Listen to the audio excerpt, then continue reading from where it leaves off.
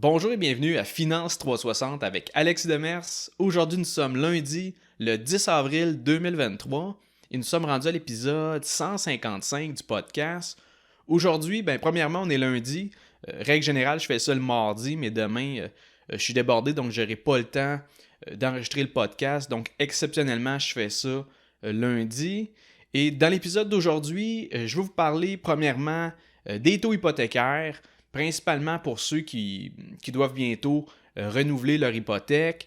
Je vais vous parler un peu des différentes options que vous avez de ce côté-là. Je vais aussi parler, en fait, ça va être le gros du sujet de l'épisode d'aujourd'hui. Je veux parler de qu'est-ce qui se passe avec la banque TD. Donc, ça fait les manchettes dernièrement, l'action de la banque TD, parce que TD est officiellement l'action la plus shortée dans le secteur bancaire partout à travers le monde. Donc, c'est sûr que quand tu lis ça, ça peut faire peur. Mais je vais expliquer tout ça, puis donner mon opinion là-dessus. Donc, ça va être ça le gros sujet de l'épisode d'aujourd'hui. Sinon, je veux commencer par vous parler rapidement de qu'est-ce qui s'en vient du côté des banques centrales. Donc, autant la Banque du Canada que la Fed aux États-Unis et aussi les données économiques qui s'en viennent prochainement. Je vais commencer par, en fait, ça va être mercredi de cette semaine, le 12 avril. C'est là qu'on va avoir l'annonce de la Banque du Canada vis-à-vis le taux directeur. Je vous rappelle qu'au mois de mars, donc le mois passé, la Banque centrale n'a pas fait d'augmentation des taux d'intérêt. Le taux directeur est resté à 4,5%. Et cette semaine, je m'attends que, encore une fois, la Banque du Canada maintienne son taux directeur. Donc, tant qu'à moi, je pense pas que ça va bouger. Surtout avec les derniers sondages de la Banque centrale qui viennent un peu confirmer que les consommateurs vont réduire leurs dépenses dans les prochains trimestres et que aussi les entreprises de leur côté prévoient déjà un ralentissement des ventes. Donc, quand on a des données comme ça, c'est sûr que la Banque du Canada ne va pas continuer de mettre la pression du côté des taux d'intérêt, à moins qu'on verrait les données concernant l'inflation remonter. D'ailleurs, l'IPC au Canada pour le mois de mars, ça va sortir le 18 avril. Donc ça, c'est mardi de la semaine prochaine. Et c'est là qu'on va voir si l'inflation a continué de ralentir. Je vous rappelle que l'indice des prix à la consommation avait baissé à 5,2% pour le mois de février 2023. Pour les États-Unis, les données concernant l'inflation vont sortir mercredi de cette semaine, donc en même temps que l'annonce du taux directeur pour la Banque du Canada. Et petite parenthèse, la saison des résultats financiers aux États-Unis va commencer bientôt pour le mois d'avril. Donc, ça va commencer vendredi avec les earnings des banques américaines. Donc, on va être en mesure de voir les revenus et les bénéfices de JP Morgan, Citigroup et aussi Wells Fargo. On va voir si finalement les faillites des banques régionales, est-ce que ça a bénéficié aux banques majeures? Est-ce que le monde ont pris le sous puis ont remis ça dans des banques too big to fail, trop grosses pour faire faillite? Ou si au contraire, les grosses banques ont été comme contaminées par la crise bancaire? On va pouvoir voir ça à partir de vendredi et aussi au début de la semaine prochaine avec Goldman Sachs, Morgan Stanley, d'autres résultats d'institutions financières aux États-Unis. Sinon, comme je vous dis dans l'épisode d'aujourd'hui, je voulais vous parler des taux hypothécaires, surtout pour les personnes qui doivent prochainement renouveler leur hypothèque. Donc, il y a deux options pour ne pas être coincé avec un taux d'intérêt, disons, trop élevé. Ça, c'est par rapport au passé, évidemment. Mais il y a deux options pour éviter d'être coincé avec un taux élevé pendant les 5 prochaines années. Et la première option, c'est d'opter pour un taux fixe, mais pour une courte durée. Donc, un taux fixe à court terme, par exemple sur 2 ans ou 3 ans maximum. Et comme ça, même si le taux il va être plus élevé que sur un terme de 5 ans, bien, vous allez avoir la paix dans le sens que vous êtes sûr que vos paiements ne vont pas augmenter, même si, et ça me surprendrait, même si la Banque du Canada continuerait d'augmenter le taux directeur. Et en même temps, bien, avec une durée plus courte, là, sur 2 ans par exemple, bien, vous n'êtes pas canné dans un terme sur 5 ans si jamais les taux d'intérêt se remettent à descendre. Sinon, la deuxième possibilité, c'est de choisir le taux variable. Et là, c'est sûr qu'en ce moment, le taux actuel est très élevé par rapport aux 10, 15, 20, 30 dernières années. Mais le point, c'est que s'il y a effectivement une récession, et ça, c'est ce que j'anticipe de mon côté, la Banque du Canada pourrait redescendre les taux d'intérêt pour soutenir l'économie, pour la stimuler. Et si c'est le cas, bien, logiquement, le taux variable va diminuer en corrélation avec le taux directeur.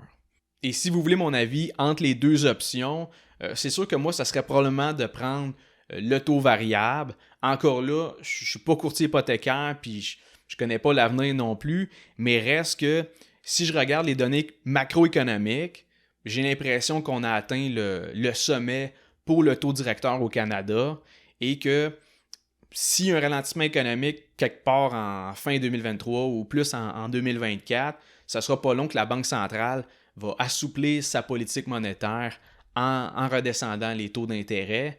Donc, c'est sûr que pour moi, le taux variable, même si présentement, le taux d'intérêt est très élevé, sur une période de 5 ans, à mon avis, ça risque d'être l'option la plus avantageuse. Et en parlant des taux hypothécaires, je vais aussi rapidement vous parler du stress de résistance que font les banques pour votre calife lorsque vous faites un prêt hypothécaire, que ce soit pour l'achat ou pour le renouvellement. Disons que vous obtenez un taux hypothécaire à 5,54 %, bien, votre préapprobation, elle va être faite à 7,54 %. Donc, ce qu'on appelle un stress test, en fait, autrement dit, l'institution financière, qu'est-ce qu'elle va faire? C'est qu'elle va ajouter 2% sur votre taux d'intérêt pour faire votre qualification. Et ça, le but de ça, c'est pour être sûr que vous pouvez soutenir une hausse des taux d'intérêt dans le futur et quand même être en mesure de continuer vos versements hypothécaires. Donc, le stress test, en fait en sorte que c'est devenu de plus en plus difficile pour les acheteurs de se qualifier et aussi, évidemment, bien, ça vient réduire la capacité d'emprunt, c'est-à-dire le montant total du prêt hypothécaire qui vous laisse contracter. Et la conséquence de ça sur le marché immobilier, c'est que ça réduit le nombre d'acheteurs. Et là, en même temps de ça, de l'autre côté, le nombre de maisons à vendre a augmenté. Donc, moins d'acheteurs et plus de vendeurs. Bien, ça, normalement, ça met une pression baissière sur le prix des maisons. Et si je regarde du côté des statistiques immobilières qui sont disponibles sur le site web de Centris dans l'onglet Outils, on peut voir que pour le dernier trimestre de 2022, du côté des propriétés unifamiliales et des copropriétés, il y avait plus d'inscriptions en vigueur, donc plus de maisons à vendre. Il y avait moins de ventes, c'est-à-dire de transactions complétées, et le délai de vente moyen est aussi en hausse. Donc, ces données-là nous laissent voir un ralentissement du secteur de l'immobilier. Et selon les données de l'APCHQ, qui est l'Association des professionnels de la construction et de l'habitation au Québec, on peut voir que le nombre de constructions neuves a baissé de 16% en 2022. Et selon eux, bien, si la tendance se maintient, ça va chuter d'un autre 26% d'ici la fin de l'année 2023. Et toutes ces choses-là, ça ne va pas aider du côté du prix des logements parce que là, avec moins de monde qui peuvent se permettre d'acheter une maison, de devenir propriétaire, puis avec aussi moins de logements qui sont disponibles parce qu'il y en a moins qui se font bâtir, bien, la demande dépasse largement l'offre. Et là, étant donné que la demande va continuer de grandir, bien, les propriétaires vont être en mesure de continuer d'augmenter les prix, puis ils vont quand même trouver preneurs, c'est-à-dire ils vont quand même trouver des locataires prêts à payer ce prix-là. Autrement dit, le prix des logements, tant qu'à moi, ça n'a pas fini de monter. Ça va être encore de même pendant un bon petit bout. Et là, en plus, on parle de l'immigration pour venir combler des postes au niveau de la pénurie de main-d'œuvre. C'est sûr que s'il y a plus de monde qui s'en viennent, puis qu'on ne règle pas le nombre de logements disponibles, encore une fois, ça met une pression haussière sur le prix des logements. Donc, ça conclut pas mal le volet sur l'immobilier. Sinon, comme je vous dis, pour le reste de l'épisode, je vais vous parler de la banque TD. Donc, la banque TD qui est présentement l'action dans le secteur bancaire qui est la plus shortée dans le monde. Donc, pour ceux qui ne connaissent pas le terme shorté, ça veut dire que l'action est vendue à découvert. Et c'est-à-dire que les spéculateurs misent sur la baisse du prix de l'action. Eux autres, plus ça descend, plus ils font de l'argent. Et en fait, la mécanique qui te permet de faire ça, c'est que tu peux emprunter des actions à ton broker pour les vendre. Donc, tu les empruntes et tu les vends directement sur le marché. Évidemment, ces actions-là, tu les dois. Mais ton but, dans le fond, ton objectif derrière ça, c'est de les racheter plus tard à un prix plus bas que le prix que tu les as déjà vendus. Autrement dit, la différence entre ton prix de vente initial et le prix de rachat pour les remettre au broker, ben c'est ça ton profit. Donc, en résumé, comme je l'ai déjà dit, avec la vente à découvert, plus le prix de l'action descend, plus tu gagnes de l'argent. Donc, pour revenir sur la nouvelle par rapport à la banque TD, c'est le titre le plus shorté parmi toutes les institutions financières à travers le monde. C'est juste pour vous donner une idée de l'ampleur. Si on prend l'ensemble des short sellers, des vendeurs à découvert, ils misent l'équivalent de 3,7 milliards de dollars sur la baisse du prix des actions. Et ce qui explique les craintes vis-à-vis de la banque TD, c'est toutes sortes de petites affaires mises ensemble. Premièrement, la banque TD a 10% des parts d'une société de courtage qui s'appelle Charles Schwab. Et ce titre-là est fortement en baisse sur les marchés boursiers américains. Donc, c'est sûr que quand tu as 10% des parts d'une compagnie qui est en chute libre, c'est pas bien vu. Et l'autre chose, c'est qu'il y a également TD une exposition aux États-Unis. On parle de 31% de sa business qui provient des succursales aux États-Unis. Donc, c'est sûr que ça, avec la crise bancaire qui a lieu présentement là-bas, ça fait peur aux investisseurs. Une deuxième chose qui amène de l'inquiétude, c'est l'exposure de la banque TD par rapport au marché immobilier au Canada. Parce que là, avec la hausse des taux d'intérêt, il y a beaucoup d'investisseurs qui sont craintifs par rapport au défaut de paiement sur les hypothèques. Si on regarde en janvier 2023, le nombre total d'insolvabilités a augmenté de 13,5% au Canada, et ça, c'est en un mois. Il y a beaucoup d'inquiétudes par rapport aux propriétaires de maisons, puis ceux qui ont des hypothèques à taux variable. On a peur que ces personnes-là, avec l'inflation et les taux d'intérêt plus élevés, on a peur que ces personnes-là n'arrivent plus à faire leur paiement. Donc ça aussi, ça met une pression sur la banque TD qui a une grosse exposure au marché immobilier. Et pour finir, il y a un autre élément quand même considérable qui rend les investisseurs pessimistes par rapport à la banque TD. Et c'est qu'en fait, actuellement, la banque TD est en processus d'acquisition de la banque régionale First Horizon. Donc ça, évidemment, une banque régionale aux États-Unis. Et le montant pour l'acquisition, il totalise plus de 13 milliards de dollars. Et ce qu'il faut savoir, c'est que la banque TD, ça fait à peu près un an qu'elle a défini son prix d'achat. Donc à ce moment-là, c'était à 25 $ par action. Et là, en date d'aujourd'hui, les actions de la First Horizon, évidemment, ils ont droppé et là, sont rendus en dessous de 18 $. Donc c'est sûr que à ce moment-là, si TD conserve son prix d'acquisition, il paierait quasiment 30% plus cher que la valeur actuelle de First Horizon. Fait que là, c'est sûr qu'avec la crise bancaire aux États-Unis, il y a certains gros actionnaires de la banque TD qui considèrent que soit elle devrait abandonner le projet, donc canceller son deal, ou au moins renégocier son offre d'acquisition pour la banque First Horizon, parce que, évidemment, ils considèrent que la banque TD prend des risques en faisant ça et en plus paye trop cher pour l'acquisition. Et là, si vous voulez mon avis sur le risque potentiel que la banque TD fasse faillite comme la Silicon Valley Bank, je vous dirais que c'est très, très improbable. T'sais, la banque TD, ça reste la deuxième plus grande banque au Canada en termes d'actifs et de revenus.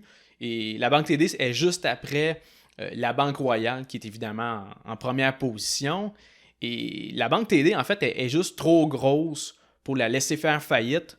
Autrement dit, peu importe ce qui va arriver, ils vont trouver une mécanique pour sauver la banque, que ce soit par une acquisition par une autre banque, un peu comme Crédit Suisse qui s'est fait acheter par UBS, ou sinon, le gouvernement va garantir l'ensemble des dépôts de la banque TD. Dans tous les cas, moi, je ne vois pas de raison de stresser si vous avez de l'argent auprès de la banque TD. Premièrement, si c'est en bas de 100 000, vous êtes déjà couvert par la SADC.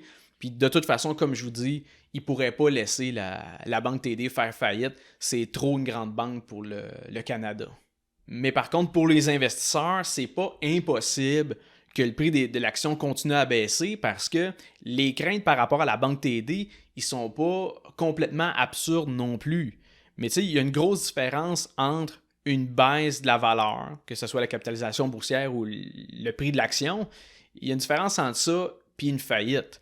Tu sais, l'autre affaire qu'il faut comprendre, c'est que les vendeurs à découvert, oui, il y en a quand même un certain nombre qui misent sur la baisse du prix de l'action, mais ils misent sur la baisse du prix de l'action et non pas sur une faillite. Il y a une grosse distinction à faire entre les deux parce que si le prix descend de 10, 15 ou 20%, déjà là, les short sellers vont être contents puis d'après moi, ils vont prendre leur profit.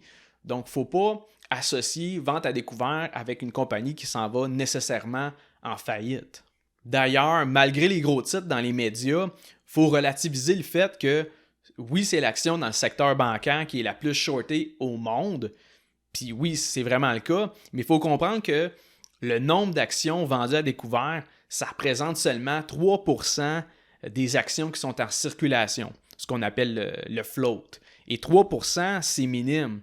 C'est juste à titre de comparaison, si on regarde l'action de Beyond Meat, qui est la compagnie qui produit de la viande que c'est pas de la viande vegan, on parle de 32% des actions en circulation qui sont shortées. Donc 32% du float qui est shorté, qui est vendu à découvert. Si on regarde le titre de Canada Goose, évidemment, on va regarder du côté de la bourse de New York, donc celui qui est coté en US. De ce côté-là, on parle de 16% des actions flottantes qui sont vendues à découvert. Et dernier exemple, on peut regarder Wayfair. Wayfair, qui est la compagnie qui vend des meubles en ligne. Eux autres, de leur côté, c'est 22% de toutes leurs actions en circulation qui sont vendues à découvert. Fait que si on revient aux 3% des actions flottantes de la banque TD, on s'entend que c'est pas catastrophique. Oui, il y a beaucoup de vendeurs à découvert, mais si on compare à des titres qui sont massivement shortés, la banque TD fait pas partie de la liste. Et sinon, de mon côté, du côté de mes investissements, mon exposition au secteur des services financiers, c'est uniquement mes actions de BMO, donc la Banque de Montréal. Et c'est quand même une position importante pour mon portefeuille. Si je regarde BMO, ça représente environ 9% de mon portefeuille. Et pour ce qui est de la banque TD, j'ai pas fait l'achat de ces actions-là. Tant qu'à moi, je serais intéressé d'en acheter, mais ce serait plus autour de 70 $, 72 $ par action. Et là, aujourd'hui, on est plus autour de 80 $. Donc, je n'ai pas fait l'achat de la banque TD pour mon portefeuille. Je pense quand même qu'on est plus proche d'une opportunité d'achat que de la faillite de la banque TD. Donc oui, ça peut faire peur de lire un titre dans Bloomberg puis de voir que la banque TD est shortée pour l'équivalent de 3,7 milliards de dollars. Sauf que oui, les short sellers voient une opportunité de faire de l'argent en misant sur la baisse du prix. Mais comme je l'ai déjà dit, il y a une différence entre miser sur la baisse du prix et de penser que la banque TD s'en va en faillite. Fait que je vais terminer l'épisode là-dessus. J'espère que ça vous a un peu éclairé par rapport à la situation avec la banque TD. J'espère que vous n'êtes pas trop craintif si vous avez de l'argent dans des comptes de banque auprès de la TD.